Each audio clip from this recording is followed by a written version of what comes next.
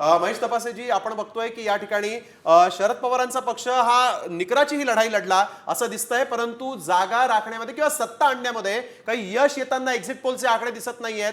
सगळी जी आंदोलनं होती, सगळे जे मुद्दे होते, ते सगळे मुद्दे अपयशी ठरले असं म्हणावं का?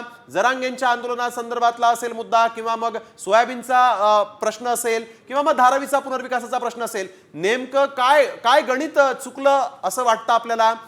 मित्रपक्षांची साथ कमी पडली का का हे आकडे आले असतील असं वाटतं? लोकसभा निवडणुकीच्या आधी देखील अशाच प्रकारचे आकडे दाखवण्यात आले. 400 पार मोदी साहेबांचं सरकार जाते असं दाखवण्यात आलं. शेअर मार्केटने तर अक्षरशः म्हणजे आसमान की बुलंदियां छुली अशी परिस्थिती झाली. आणि ज्या दिवशी निकाल आला त्या दिवशी सगळे एक्झिट पोल ठरले आणि शेअर मार्केट गडगडलं. हा इतिहास आत्ता 4 महिन्या आधीचा आहे. त्याच्यामुळे ठीक आहे, मी आदर ठेवतो की ज्यांनी मेहनत घेतली असेल एक्झिट पोलच्या संदर्भात, मी त्यांच्या मेहनतीचा आदर करतो. परंतु आम्ही फील्डवर आहोत, आम्हाला माहिती आहे नेमकं काय परिस्थिती महाराष्ट्रात आहे.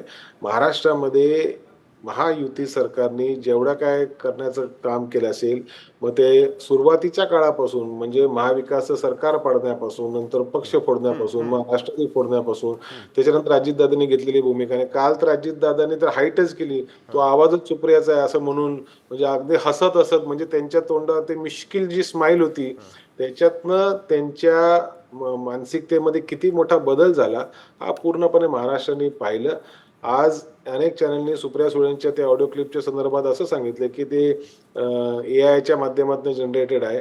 त्याच्यामुळे ठीक आहे, लोकांना भ्रमित करण्यासाठी काय केलं जातं. त्याच्यामध्ये आता everything is fair in love and war असंच म्हणावं लागेल. परंतु मला खात्री आहे, मला काय, मला पूर्ण आहे, मला खात्री आहे की महाराष्ट्राचा निकाल 23 तारखेला जेव्हा येईल आणि आपण ह्याच चॅनलवर बसू, त्या ठिकाणी आपल्याला बदललेलं चित्र असेल. मी असं म्हणणार नाही की एकदमच वन साइड अशी अगदी परिस्थिती अगदी मला